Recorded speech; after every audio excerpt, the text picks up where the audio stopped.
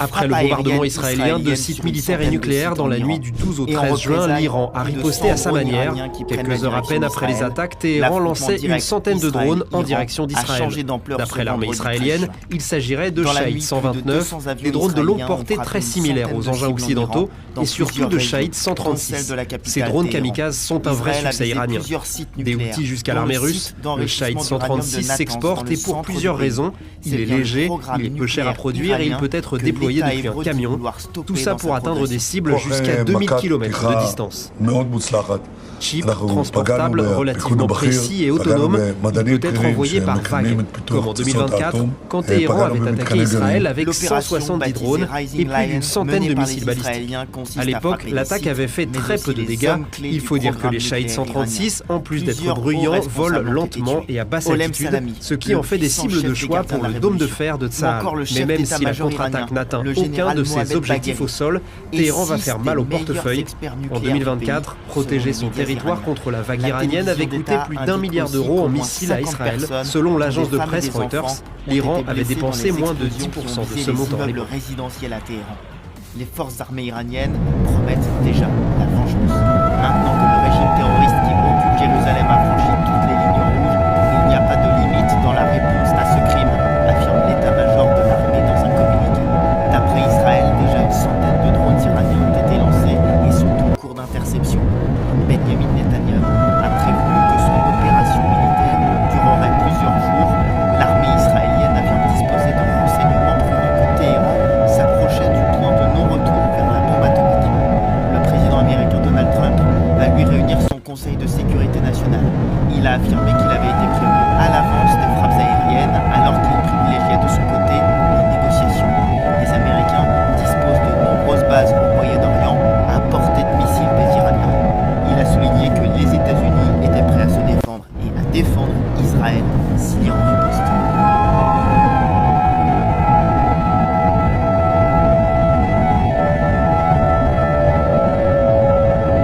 Aérienne israélienne sur une centaine de sites en Iran et en représailles, plus de 100 drones iraniens qui prennent la direction d'Israël.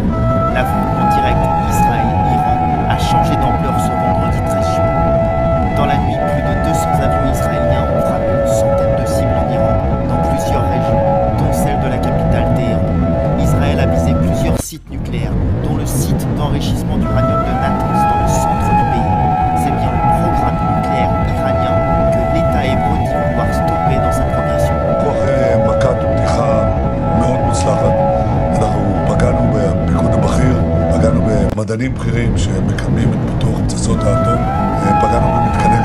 L'opération baptisée Rising Lion, menée par les Israéliens, consiste à frapper les sites, mais aussi les hommes clés du programme nucléaire iranien. Plusieurs hauts responsables ont été tués. Olem Salami, le puissant chef des gardiens de la révolution, ou encore le chef d'état-major iranien, le général Mohamed Bagheri, et 6 des meilleurs experts nucléaires du pays, selon les médias iraniens. La télévision d'État indique aussi qu'au moins 50 personnes, dont des femmes et des enfants, ont été blessées dans les explosions qui ont visé les immeubles résidentiels à Téhéran. Les forces armées iraniennes promettent déjà la vengeance. Maintenant que le régime terroriste qui occupe Jérusalem a franchi toutes les lignes rouges, il n'y a pas de limite dans la réponse à ce crime, affirme l'état-major de l'armée dans un communiqué. D'après Israël, déjà une centaine de drones iraniens ont été lancés et sont en cours d'interception. Benjamin Netanyahu a prévenu que son opération militaire durerait plusieurs jours. L'armée israélienne affirme disposer de renseignements prouvant que Téhéran s'approchait du point de non-retour vers la bombe atomique. Le président américain Donald Trump va lui réunir son Conseil de sécurité nationale. Il a affirmé qu'il avait été prévenu à l'avance des frappes aériennes alors qu'il privilégiait de son côté les négociations. Les Américains disposent de nombreuses bases au Moyen-Orient à portée de missiles des Iraniens. Il a souligné que les États-Unis étaient prêts à se défendre et à défendre Israël si l'Iran riposte.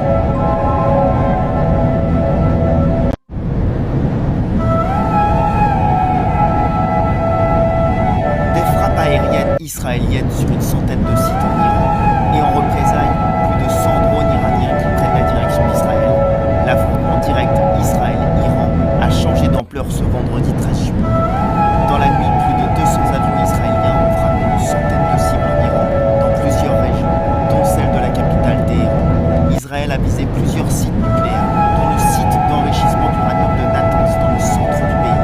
C'est bien le programme nucléaire iranien que l'État hébreu dit vouloir stopper dans sa progression.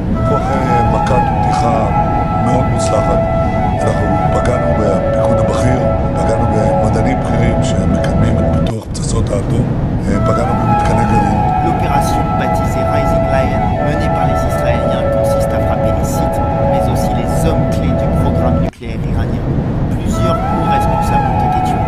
Olem Salami, le puissant chef des gardiens de la révolution, ou encore le chef d'état-major iranien, le général Mohamed Bagheri, et 6 des meilleurs experts nucléaires du pays, selon les médias iraniens.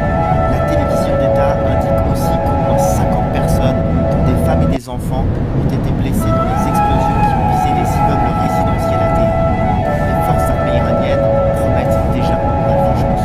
Maintenant que le régime terroriste qui occupe Jérusalem a franchi toutes les lignes rouges, il n'y a pas de limite dans la réponse à ce crime, affirme l'état-major de l'armée dans un communiqué. D'après Israël, déjà une centaine de drones iraniens ont été lancés et sont en cours d'interception. Benjamin Netanyahu a prévenu que son opération militaire durerait plusieurs jours. L'armée israélienne affirme disposer de renseignements prouvant que Téhéran s'approchait du point de non-retour vers la bombe atomique. Le président américain Donald Trump va lui réunir son Conseil de sécurité nationale. Il a affirmé qu'il avait été prévenu à l'avance des frappes aériennes alors qu'il privilégiait de son côté les négociations. Les Américains disposent de nombreuses bases au Moyen-Orient à portée de missiles des Iraniens. Il a souligné que les États-Unis étaient prêts à se défendre et à défendre Israël si l'Iran riposte.